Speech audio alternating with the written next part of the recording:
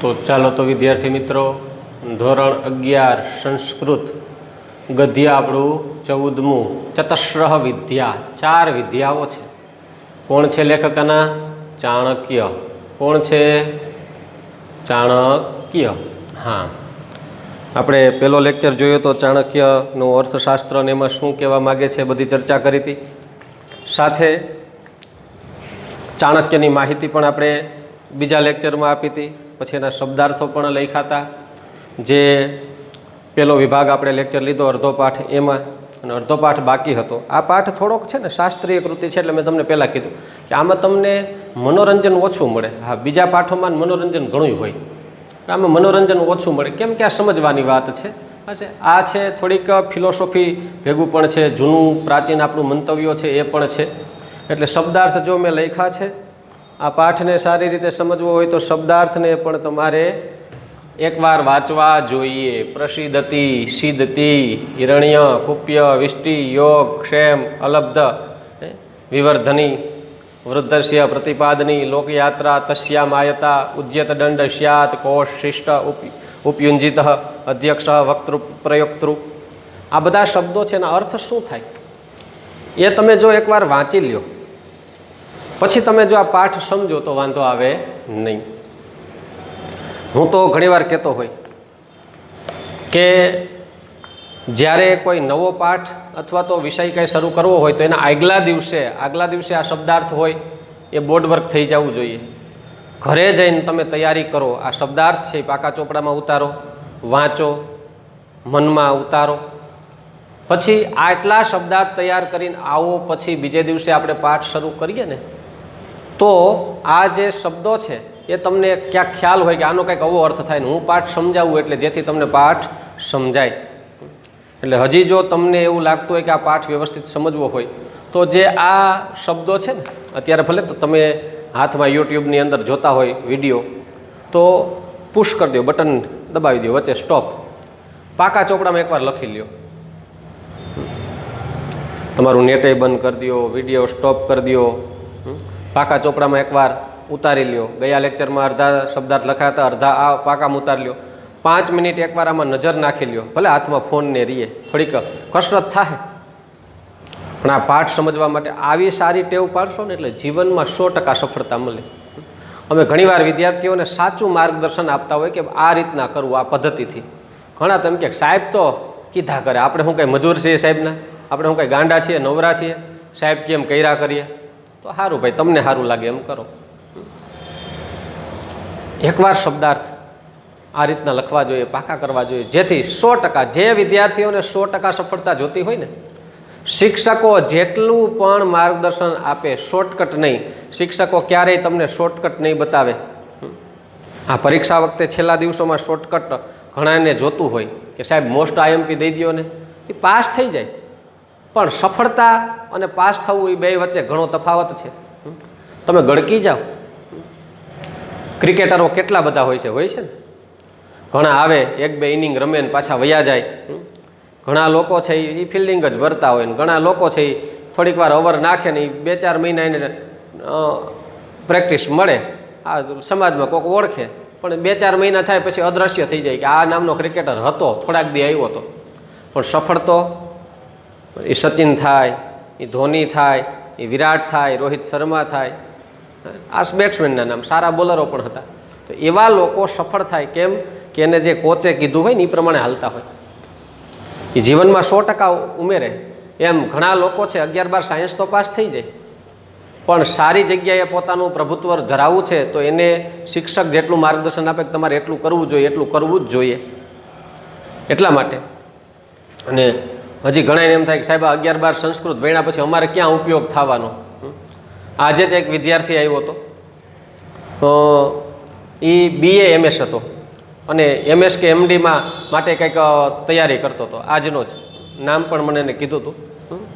એટલે સામાન્ય રીતે બહુ તો આગળ કોલેજમાં શું થતું હોય એ તો એ વિદ્યાર્થીઓ ભણ્યા હોય એને જ ખબર હોય, પણ એ પોતાની વાત કરતો હતો કે હવે કદાચ MBBSની અંદર પણ આયુર્વેદનું ટૂંકમાં બેઝિક માહિતી એ લોકોને આપવી. શિક્ષણમાં પણ સંસ્કૃત અને આયુર્વેદ વિશે બધી જગ્યાએ ડૉક્ટર હોય કે કોઈ પણ જગ્યાએ આપવું. એટલે સંસ્કૃત વિષય હવે તમારે નવી શિક્ષણ નીતિમાં જો બિલ પાસ થઈ જાય ને એટલે બધે ભણવામાં આવશે. અને તમે જો આને નબળો આંકતા હોય, અત્યાર સુધી લોકોએ નબળો આંક્યો હતો, પણ હવે મહત્ત્વ સમજાય છે ધીરે ધીરે. એટલે ભવિષ્ય આનું પણ ફ્યુચર છે એ બ્રાઇટ છે, ભવિષ્ય આનું પણ ઉજ્જવળ જ છે. કદાચ ઇંગ્લિશ મીડિયમને બદલે સંસ્કૃત મીડિયમની સ્કૂલો ભવિષ્યમાં શરૂ ન થાય, બરાબર છે, તોય બરાબર છે આપણે ઓલું અતિશયોક્તિ ન કહી શકાય. કદાચ થાય. જેમ ઇંગ્લિશ મીડિયમ છે ને એમ સંસ્કૃત મીડિયમમાં હા અમુક કર્મકાંડી જે કાંઈ પણ છે બરાબર છે એ તો છે જ, યજ્ઞ યજ્ઞાદિ કરે, જેમાં બ્રાહ્મણના છોકરાઓ જ ખાલી ભણતા હોય ને વૈદિક પરંપરા મુજબ શિક્ષણ આપતું નહીં. આ તો બધું છે એ શિક્ષણ પરંપરા જે કાંઈ પણ છે આર્યભટ્ટથી માંડીને બરાબર છે કોઈ પણ જ્યોતિષ ખગોળ કોઈ પણ હોય સંસ્કૃત મીડિયમમાં, સાથે સાથે ઇંગ્લિશે હશે. ઇંગ્લિશનું એમ નથી કહેતો કે ઇંગ્લિશ વયું જાહે, એક બાજુ ઇંગ્લિશ એક બાજુ સંસ્કૃત. ગુજરાતી તો આપણી માતૃભાષા છે, 3 ભાષામાં તમારે બધું શીખવું જોશે. અને ગમે ત્યાં માઇક હાથમાં દે એટલે તમારે મુખમાંથી સંસ્કૃત પણ સરી પડશે ને ઇંગ્લિશ પણ સરી પડશે ને કોઈ પણ નોલેજ હોય તમને કંઈ વાંધો જ ન આવે. અને ઇંગ્લિશ આવડતું હશે અને સંસ્કૃતના જાણકાર હશો તો સંસ્કૃતની માહિતી ઇંગ્લિશમાં ટ્રાન્સફર કરીને તમે વિશ્વને આપશો. અને લોકો લાઇનમાં બેઠા હશે કે ભાઈ ઇન્ડિયાવાળા તમારા સંસ્કૃતમાં આગળ શું કીધું છે, અમને કંઈક ઇંગ્લિશમાં માહિતી આપો, અમે સંસ્કૃત તો નહીં શીખી શકીએ. વિદેશી વિદ્વાનો સાયણ ને એ બધા આવ્યા હતા અને અહીંયા સંશોધન ઘણાય કરી ગયા, પણ બેઝિક તો આપણા જેટલું તો ન હોય, આપણે જેટલું ખેડ કરીએ એટલું તો એ ન કર્યું હોય. ઘણા પેઢીઓ છે એમને સંસ્કૃતમાં બિચારા આવે બરાબર પોતાનું બલિદાન આપી દીધું છે સંસ્કૃતમાં એ લોકોએ આખું જીવન ન્યોછાવર કરી દીધું. હવે એનું ફળ છે એ આપને મળે છે. એટલે એ જે ફળ છે એનું અને આધુનિક સમયનું ઇંગ્લિશ છે અને માતૃભાષા એ બધાનું સમન્વય કરીને આપણે તો નોલેજ મેળવવાનું છે.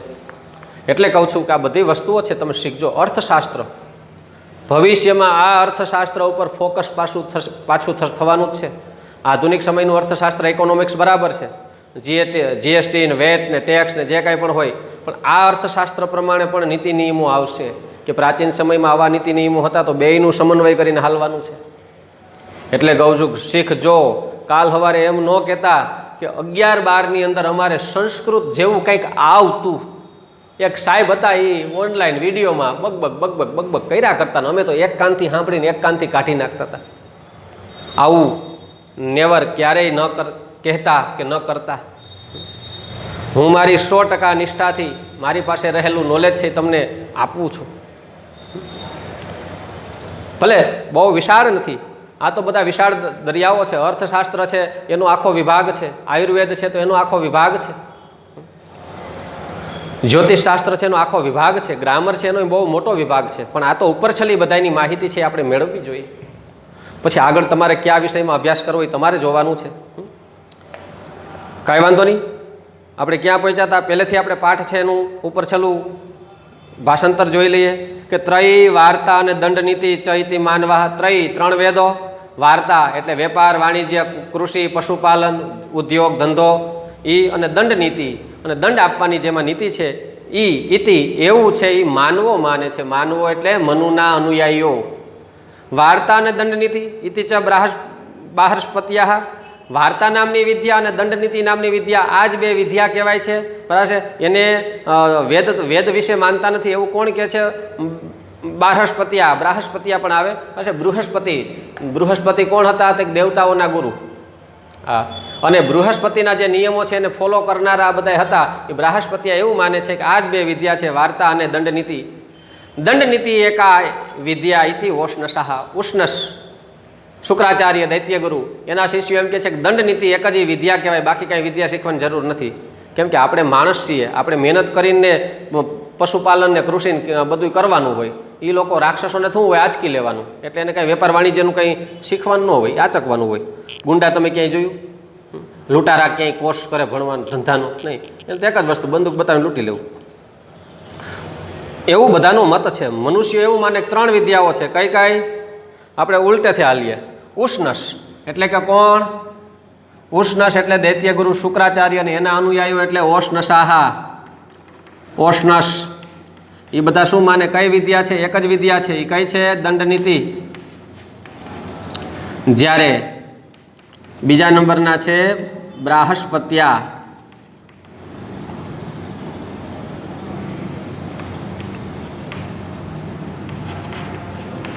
એ એવું માને છે કે બે વિદ્યા છે, દંડનીતિ અને વાર્તા.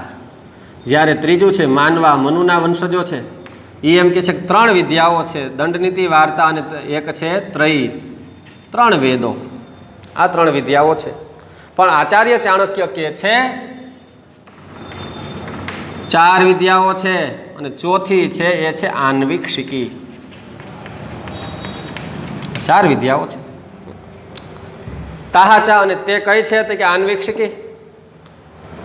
તાહાચા આન્વિક્ષિકી ત્રયી વાર્તા અને દંડનીતિ, અને તે છે આન્વિક્ષિકી, ત્રયી, વાર્તા અને દંડનીતિ. આ ચારેય છે વિદ્યાઓ છે. સાંખ્ય યોગ લોકાયતમ ચ ઇતિ આન્વિક્ષિકી. સાંખ્ય જે કપિલ મુનિનું રચેલું છે, પુરુષ અને પ્રકૃતિનું દર્શન કરાવતું શાસ્ત્ર સાંખ્ય યોગ છે. પછી યોગ છે એ પતંજલિ અષ્ટાયોગ, અને લોકાયતમ ન્યાયશાસ્ત્ર. આ બધું છે એને આન્વિક્ષિકી કહેવાય. ધર્મ અધર્મ ત્રયાયામ, આ ધર્મ છે આ ધર્મ છે એ ત્રયાયામ વેદત્રયીમાં આપેલું છે. અર્થ અનર્થ, ફાયદો અને નુકસાન, અર્થ અને અનર્થ, નફો નુકસાન છે એ છે એ વાર્તાયામ, એ વાર્તા નામની વિદ્યામાં છે. નય અને અપનય, ન્યાય અને અન્યાયની વાતો છે એ દંડનીતિમાં રહેલી છે.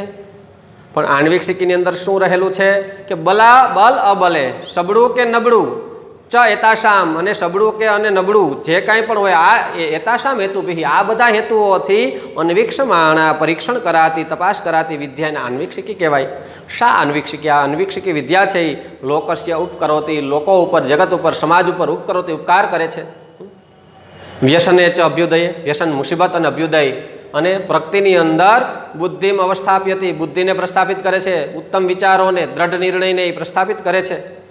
પ્રજ્ઞા વાક્ય ક્રિયા વૈશારદ્યમ ચ કરોતી, પ્રજ્ઞા બુદ્ધિ વિચાર, વાક્ય એટલે કે વાણી, અને ક્રિયા અને આપણું જે કર્મ છે એની અંદર વૈશારદ્યમ, એમાં નિપુણતા પ્રાપ્ત કરાવે છે. આ આન્વિક્ષિકી છે. ત્યાં સુધી આપણે ભણ્યા હતા. પછીની વાત છે, નીચેની લીટી છે સામ રૂક યજુર્વેદાહ. સંધિ છે. સામ, રૂક અને યજુર વેદાહ. સામ રૂક યજુર્વેદાહ, સંધિ આવી રીતના બને છે. સામવેદ, ઋગ્વેદ અને યજુર્વેદાહ ત્રયઃ ત્રયી. આ ત્રણ છે, આ ત્રયઃ છે, આ ત્રણ છે. ત્રયઃ ઈ ત્રયી છે, એને ત્રયી વિદ્યા કહેવાય છે. આ ત્રણ વેદોનું જ્ઞાન આપે એને ત્રયી કહેવામાં આવે છે. એટલે કે ત્રયી વિદ્યા. વેદો કોણે બનાવ્યા છે તો કે વેદો અપૌરુષેય છે, કોઈ વ્યક્તિએ બનાવ્યા નથી. ઋષિ મુનિઓ પરમાત્માના ધ્યાનમાં બેઠા હોય અને તપથી પવિત્ર થયેલા ઋષિઓના હૃદયમાં પરમાત્માએ પોતે પ્રસ્થાપિત કરેલા વિચારો એટલે આ વેદો છે. એટલે આ વેદો છે ઈશ્વરીય શક્તિ છે, ઈશ્વરીય માર્ગદર્શન છે, અને એનું જ્ઞાન એટલે આ વેદ ત્રયી છે. અને વેદો છે એ હંમેશા માનવ કલ્યાણ માટે બનેલા છે. એટલે સામ રૂક યજુર વેદાહ ત્રયઃ ત્રયી. સામવેદ, ઋગ્વેદ, યજુર્વેદા વેદા છે એ ત્રણ છે, એ ત્રયી છે. ત્રય્યા હિ રક્ષિત લોક પ્રસિદ્ધતિ ન સિદ્ધતિ. ત્રય્યા, ત્રય્યા વડે એટલે કે ત્રયી વડે એટલે કે વેદ ત્રયી વડે રક્ષિત લોક, રક્ષા પામેલો લોક છે, જગત છે, સમાજ છે એ પ્રસિદ્ધતિ પ્રસન્ન થાય છે. પ્રસિદ્ધતિ ન સિદ્ધતિ, સિદ્ધતિ એટલે પીડા પામે છે, અને સિદ્ધતિ એટલે પીડા પામે છે, અને પ્રસિદ્ધતિ એટલે પ્રસન્ન થાય છે. કે જો ત્રણ વેદો દ્વારા સમાજની અંદર સંસ્કાર આપવામાં આવે, ત્રણ વેદોના, અને ત્રણ વેદોના સંસ્કાર દ્વારા માનવ સમાજનું સિંચન થાય તો એ આખો સમાજ છે એ પ્રસન્ન રહે છે. વેદો તો વેદોના સમયના લોકો કેવા આનંદિત હતા. તમે પ્રાચીન સમયના ચિત્રો જોવો ને તોય તમને મજા આવે, કે આપને એમ થાય કે ચિત્ર ફાડીને અંદર ઘૂસી જાય, અને જાણે કે ચિત્રની અંદર જે વાતાવરણ છે, ઋષિમુનિઓ ધ્યાનમાં બેઠા હોય, કોઈ વડલા નીચે ફરતી કોઈ બાઉન્ડ્રી હોય, ઝીણું ઝીણું ઘાસ હોય, સરસ મજાના વૃક્ષો હોય, બાજુમાં આશ્રમમાં ઋષિમુનિઓની કુટીરો હોય, અને કુટીરોની આજુબાજુ બટુકો છે, નાના નાના ઋષિકુમારો છે એ અભ્યાસ કરતા હોય, આજુબાજુમાં મોરલાઓ અને પશુ પક્ષીઓ અને હરણ છે એ ઘાસ ચરતા હોય છે, વૃક્ષો ઉપર સરસ મજાના પક્ષીઓ કુંજારવ કરતા હોય, એક બાજુ યજ્ઞાદિ ચાલતા હોય. આવું રમણીય વાતાવરણ આપને એમ થાય કે આપણે અંદર ઘૂસી જઈએ, અથવા તો આપણે પણ એમાં બસ બેક ફ્લેશમાં વહી જઈએ. હજારો વર્ષ જૂની સંસ્કૃતિ અને ફરી પાછા આપણે રૂબરૂ જોતા હોય એવું આપણે ફીલ થવા માંડે છે. કેમ કે એ લોકો સુખી હતા, ઉદાસ નહોતા. વેદો અને ઉપનિષદોના જે રીતિ રિવાજો હતા એ પ્રમાણેનું જીવન ધોરણ હતું, એ પ્રમાણેના સંસ્કારો હતા, ઉછેર હતું, વર્તન હતું, બહુ આનંદદાયક હતું. હમણાં જ ગઈકાલે એક મેં વાર્તા વાંચી એટલે ફરી પાછી તાજી થઈ. અગાઉ વાંચેલી હતી પણ અગાઉ વાંચેલી ને આ વાંચેલી વચ્ચે થોડોક તફાવત હતો નામમાં. કે એક ભાઈ છે એ ટ્રેનમાં જતા હતા અને સામેના વ્યક્તિ છે એ ધાર્મિક પુસ્તકો વાંચતા હતા. મેં આગળ વાંચ્યું તેમાં એવું હતું કે સામેનો વ્યક્તિ છે એ ઉપનિષદો વાંચતા હતા અને આમાં ખાલી એવું લખ્યું હતું ગઈકાલની વાર્તામાં ધાર્મિક પુસ્તકો વાંચતા હતા. એટલે સામે એક ભણેલો ગણેલો નવજુવાન હતો, એણે કીધું કે ભાઈ તમને આ ધાર્મિક પુસ્તકો વાંચવાથી શું મળવાનું છે, કાંઈ ફાયદો થવાનો છે? તમારા જેવા લોકો યુવાનો પોતાનો સમય છે આવા ધાર્મિક પુસ્તકો જે હજારો વર્ષ પહેલાં લખાયેલા હશે એ આધુનિક યુગમાં શું કામ આવવાના? જુદી જુદી ભાષામાં હજારો વર્ષ પહેલાં લખાયેલા ધાર્મિક ગ્રંથો વાંચવાથી તમને કાંઈ નથી થવાનું.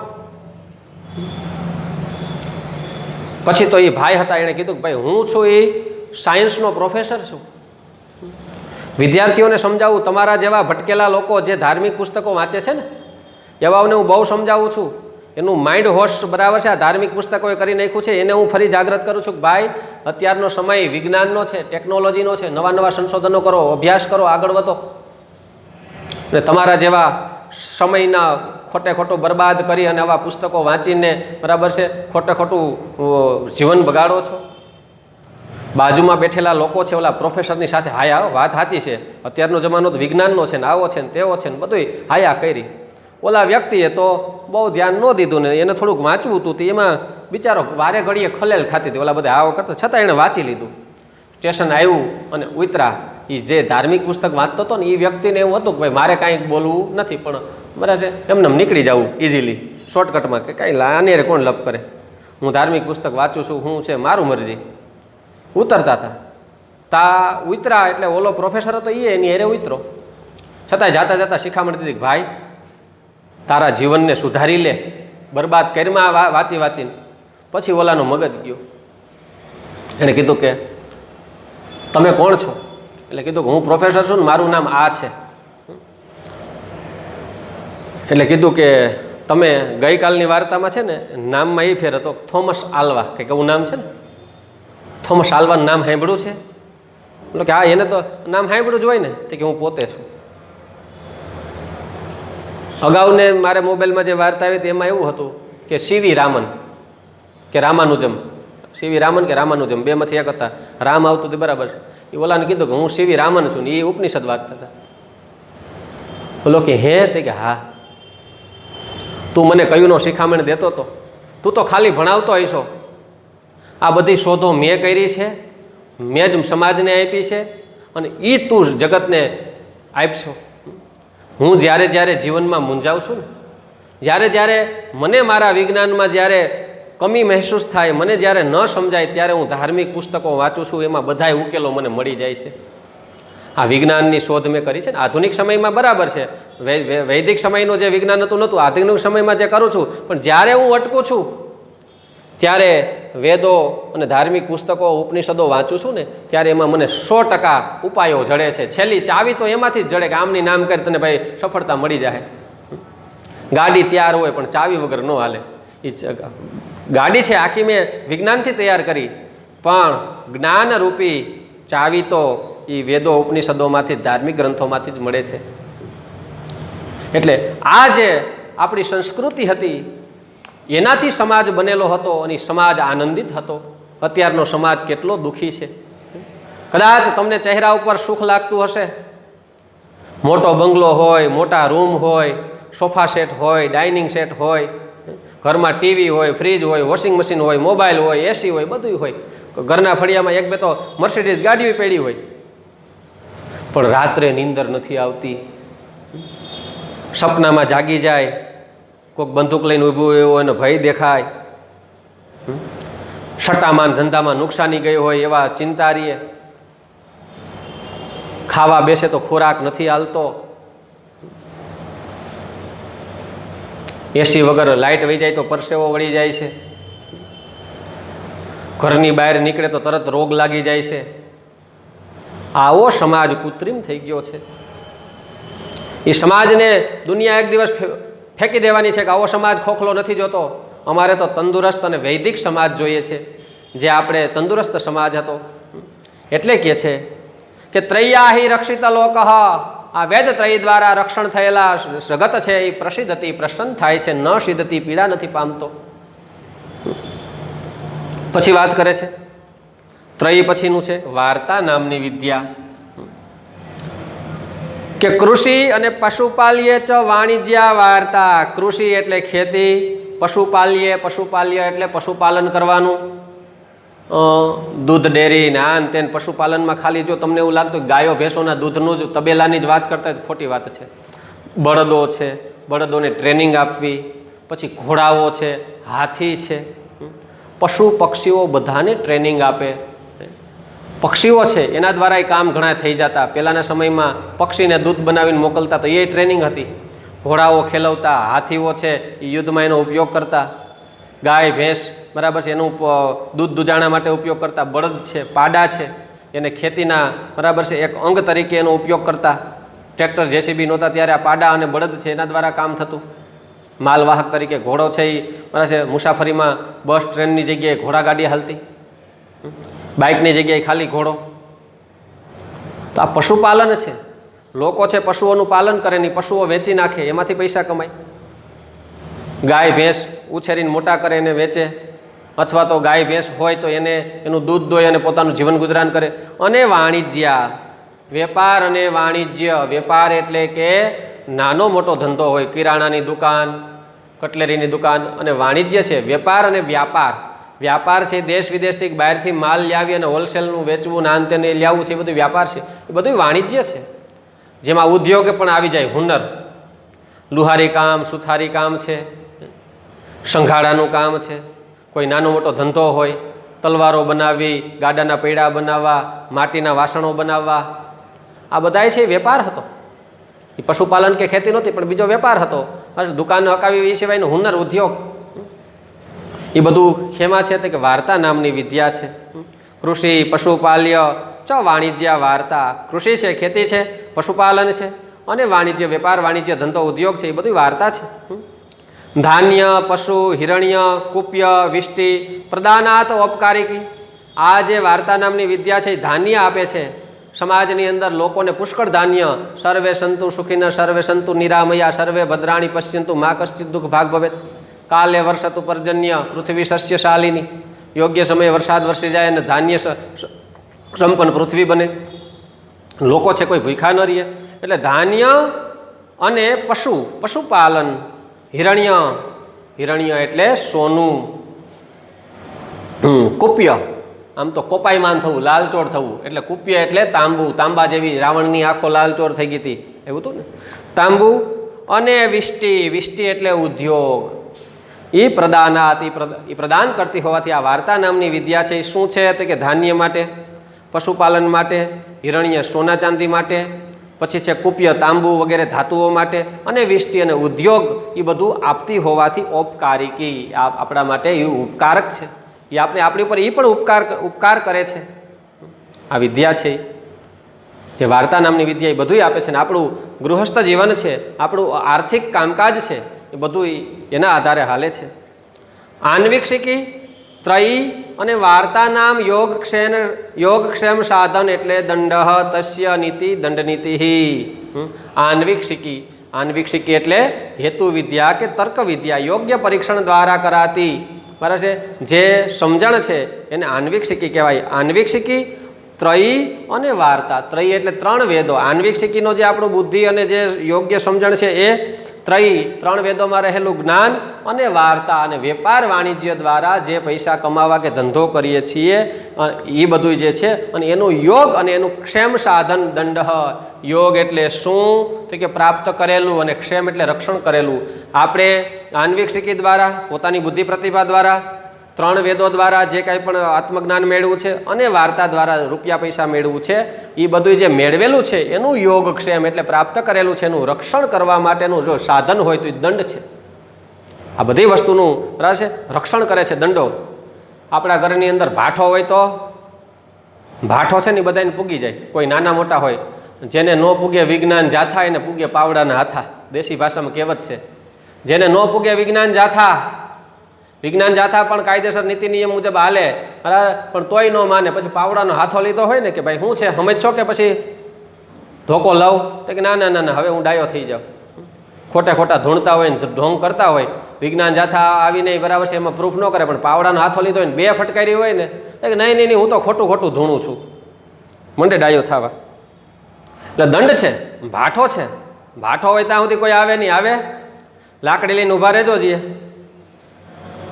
કૂતરું નહીં આવે ને ગાય નહીં આવે ને માણસે નહીં આવે. એને ખબર છે કે આની પાસે ભાઠો છે, વાહામાં પડી જાય ને તો બરાબર છે ઘડીક બે દી તો આમાં ત્રાહી ત્રાહી ડોકલીને હાલવું જોઈએ.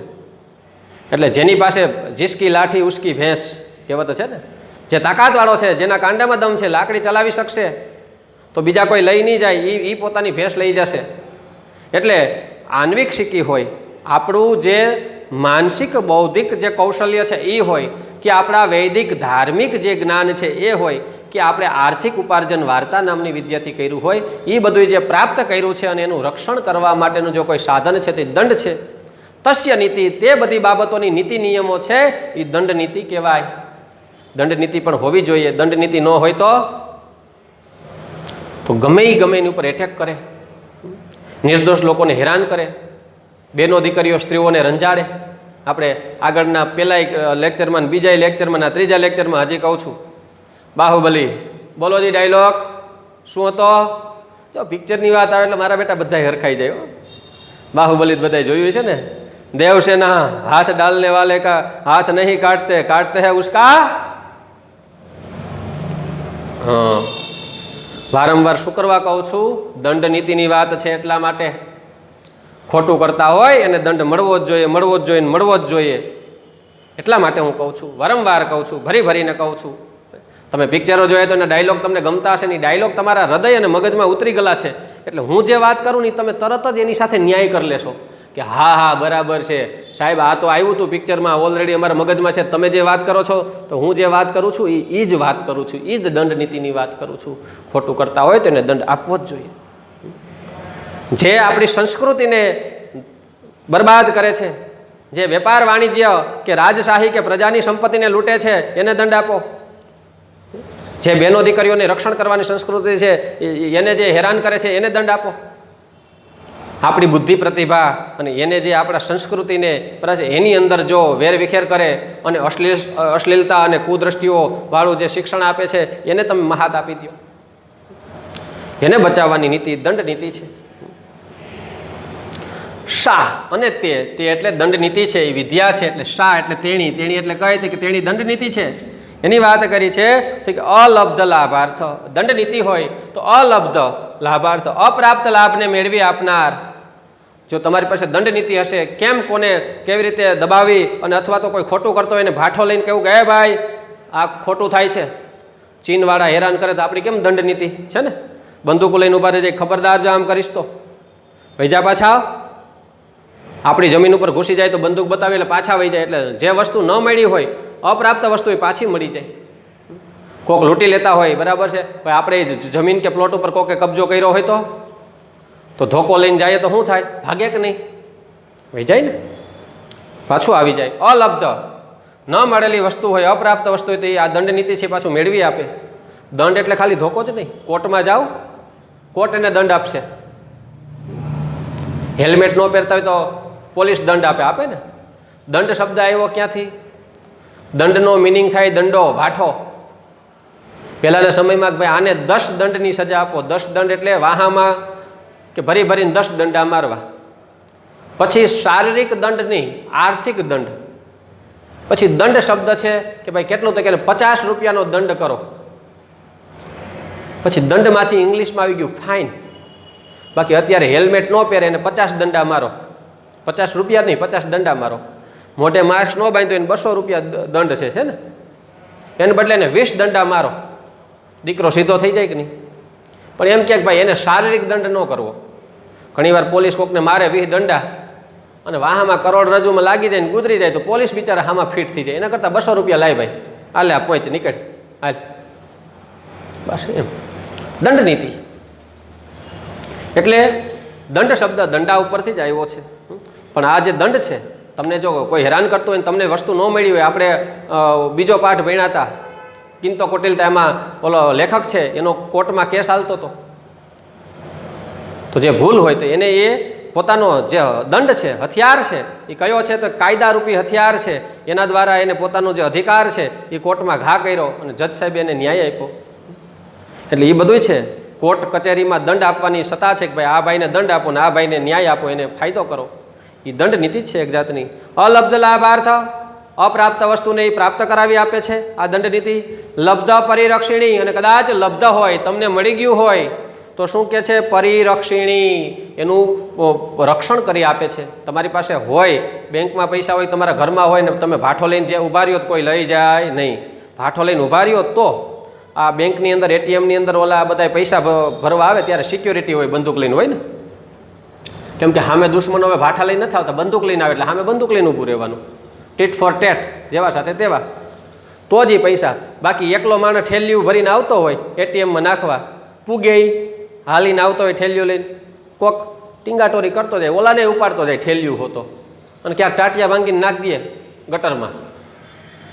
પણ ગાડી હોય, પેક હોય, બંદૂકો હોય તો એ દંડ નીતિ છે કે ભાઈ કોઈ જરીકે આજુબાજુમાં ફરકે એટલે ભડાકે દઈ દો, દીકરો એકને ભડાકે દો એટલે બીજો કોઈ બાજુ આવશે નહીં.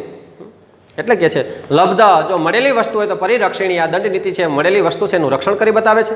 અને રક્ષિત વિવર્ધની, અને રક્ષાયેલી હોય તમારી પાસે તેમાં વિવર્ધની, તમને એમાં વધારનારી છે.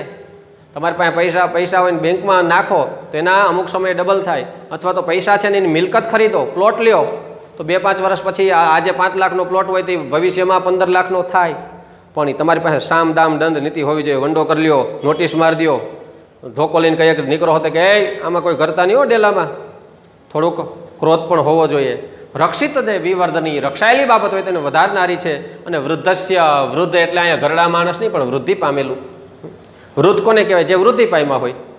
મારું શરીર છે, હું બાળક હતો, અત્યારે યુવાન છું, હવે વૃદ્ધિ પામી ગયો, સફેદ વાળ થઈ ગયા, સફેદ દાઢી થઈ ગઈ, ભાભલો થઈ ગયો, એટલે હું વૃદ્ધ થઈ ગયો. પણ એમ ધન છે એ પણ વૃદ્ધિ પામે. 1 રૂપિયામાંથી 50 થાય, 50માંથી 500 થાય, 500માંથી 5000 થાય. અને એ વૃદ્ધિ પામેલું ધન છે એ તીર્થે શું પ્રતિપાદનીય, તીર્થ સ્થાનો છે એમાં પ્રસ્થાપિત કરનારી આ વિદ્યા છે. તીર્થ સ્થાનો એટલે પહેલાંના લોકો પાસે પૈસા હતા ને, વધતા ને, તો એ લોકો ક્યાંક મંદિરો બનાવે, ક્યાંક ધર્મશાળાઓ બનાવે, ક્યાંક સરસ મજાના પુણ્યના કાર્યો કરે.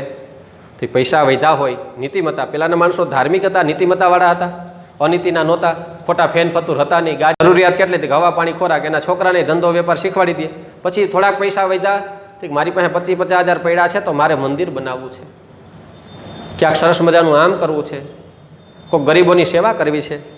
તો કે આ જે વિદ્યા છે, બરાબર છે, જે દંડ નીતિની એ છે વૃદ્ધસ્ય, અને વૃદ્ધિ પામેલી સંપત્તિ હોય તો એને તીર્થે શું પ્રતિપાદન, તીર્થ સ્થાનોમાં પ્રતિપાદન કરે, પ્રસ્થાપિત કરે, ન્યાય એને રાખે. તસ્યામ આયતા લોકયાત્રા, લોકયાત્રા, તસ્યામ આયતા લોકયાત્રા, આપણો લોક વ્યવહાર છે, આપણું જે કાંઈ પણ વ્યવહાર છે, રૂટીન, એ બધું તસ્યામ આયતા, તેને આધીન છે. નકર તો કોઈક ઉછીતા લઈને બૂચ મારી જાય કે ન મારી જાય? પણ ભાઠો લઈને જાવ તો ભાઈ આ તને પૈસા દીધા છે, એમાંય ઘણા બૂચ મારે. એટલે અત્યારે તો લોકો છે ચેક દ્વારા આપે, બેંક દ્વારા, બેંકનો ચેક. કેટલા જોઈએ ભાઈ તારે? તો 1 લાખ રૂપિયો, તો હાલે હું તારા ખાતામાં ચેક નાખું છું. ચેક નાખે એટલે પ્રૂફ થઈ ગયું કે ભાઈ આ ભાઈને લાખ રૂપિયા દીધા. હવે માનો કે એ ભાઈ પૈસા ન દે તો તમે કોર્ટમાં કેસ કરો કે મેં જો આ તારીખે આ ભાઈને આ ચેક દીધો હતો ને એને મને રિટર્ન નથી કર્યા.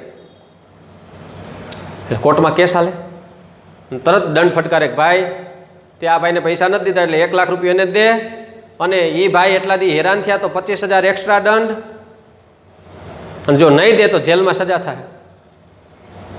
એટલે લોકયાત્રા, લોક વ્યવહાર છે, તસ્યામ આયતા, તેને આધીન છે. દંડ નીતિને જ આધીન લોક વ્યવહાર છે. નકર લોક વ્યવહાર રહે નહીં. કોઈક લઈ લઈને બૂચ મારી જાય, ખેડૂતો પાસે ધાન્ય લઈને વેપારીઓ ભાગી જાય, કોઈક સરકારને ટેક્સ ન ભરે, સરકાર દંડ નીતિ જ ન હોય તો સરકારને કોઈ ટેક્સ ભરે, તમે હું ન ભરીએ. કાયદો પોલીસનું કાંઈ વ્યવસ્થા ન હોય તો પોલીસવાળા રોકે, ભાઈ 200 રૂપિયા દંડ પડે, નથી ભરવો, જા, ધક્કો મારીને ભાગી જાય.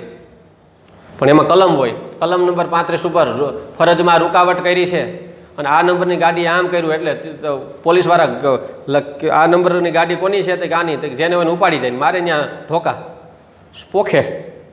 ઉતારો આરતી શ્રી ભાઈ પોલીસ સ્ટેશને આવ્યા, હેલ્મેટ લાયસન્સ રાખ્યું નહોતું, રોયકા તો સામે ધક્કો માર્યો, પાછા મોઢું બગાડીને ભાઈ ગા રે. ઉતારો આરતી હવે ભાઈ હાથમાં આવ્યા છે રે. ભરી ભરીને ધોકાવે અને કોર્ટમાં દાખલ કરે કે અમારી ઉપર આવી રીતના કર્યું, આને સજા દ્યો, જો આને સજા નહીં દેહો તો બીજા 50 જણા અમારી સાથે આવું કરશે. અને કોર્ટ એને સજા આપે કે આ ભાઈને 50,000નો દંડ આપો અને 6 મહિનાની સજા. બીજા કહે ના ના આવું નથી કરવું ભાઈ, નકર આપણે જો પોલીસ રોકે ને તો ડાયરેક્ટ થઈને કહે સાહેબ અમારે ભૂલ થઈ ગઈ, હાલ્યો 500 રૂપિયા 200 રૂપિયા દંડ હોય તમે લઈ લો.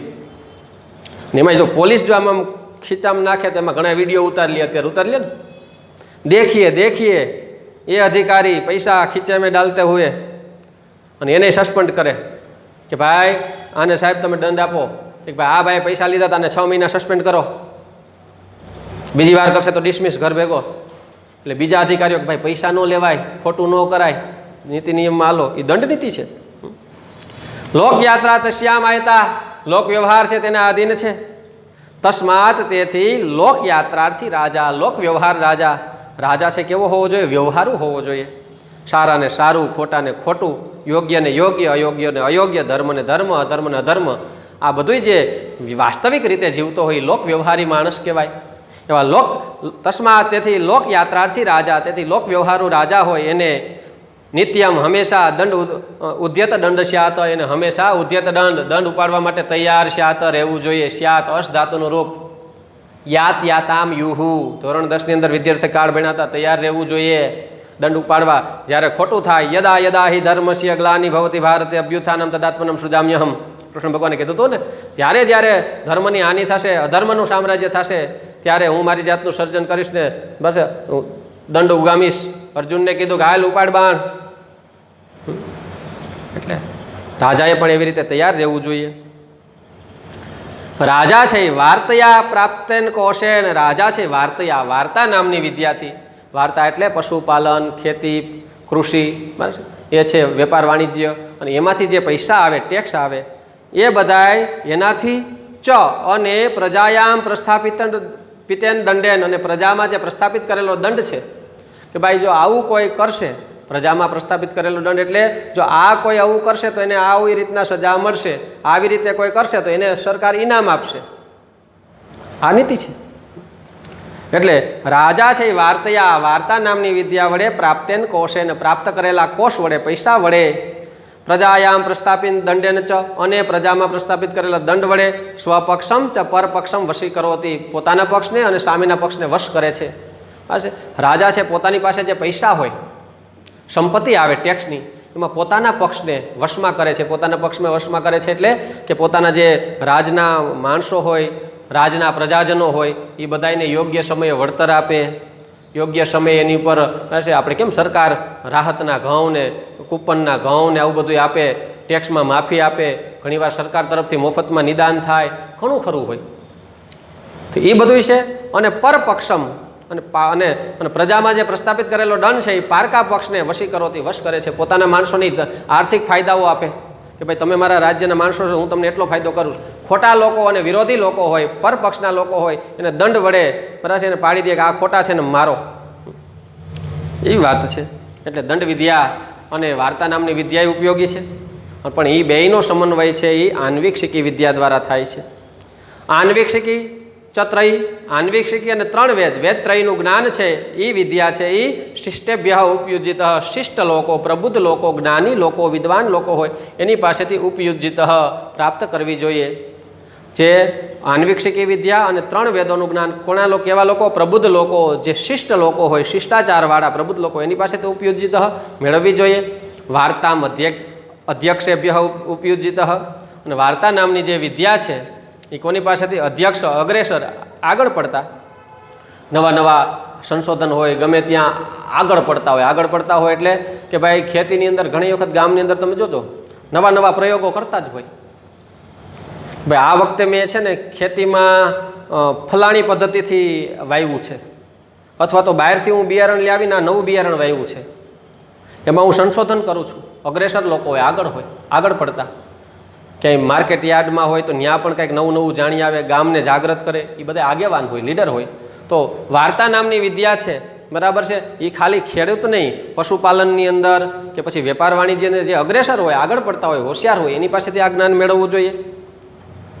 અને દંડનીતિ વક્તૃ પ્રયોક્તૃભ્ય ચ ઉપયુજિત, જે દંડનીતિ નામની વિદ્યા છે, વક્તૃ પ્રયોક્તૃ, પ્રવચન અને પ્રયોગ કરનારા, અર્થાત કે ઉપદેશ કરે અને ઉપદેશને પાછો વ્યવહારમાં અમલ પણ કરે, ઉપયોગ પણ કરે, એવા લોકો પાસેથી ઉપયુજિત પ્રાપ્ત કરવી જોઈએ.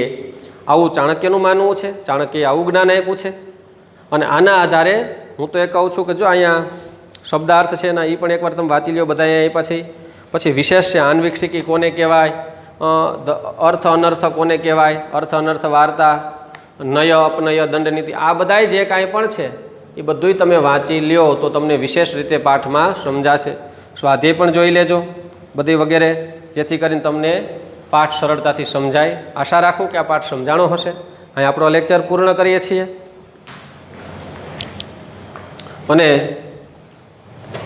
બીજું કે તમારો નવો સિલેબસ પણ આવી ગયો છે. પરીક્ષામાં કેટલું પૂછાય ને કેટલું નહીં, પણ આપણે તો બધું ભણવાનું છે. ભલે પરીક્ષામાં તો જે આપ્યું છે બોર્ડવાળા એટલું જ ભણશું, પરીક્ષામાં તો એટલું જ આપણે પૂછીશું, પણ તમને ભણાવવું બધુંય છે. શું કરવા કે જેથી કરીને ભલે પરીક્ષામાં તમને બધુંય નથી પૂછવાનું, પણ તમને ખબર પડવી જોઈએ કે ભાઈ આ પાઠમાં એટલું હતું, અમે કંઈક શીખ્યા હતા, બાયપાસ સીધું વહી જાય નહીં.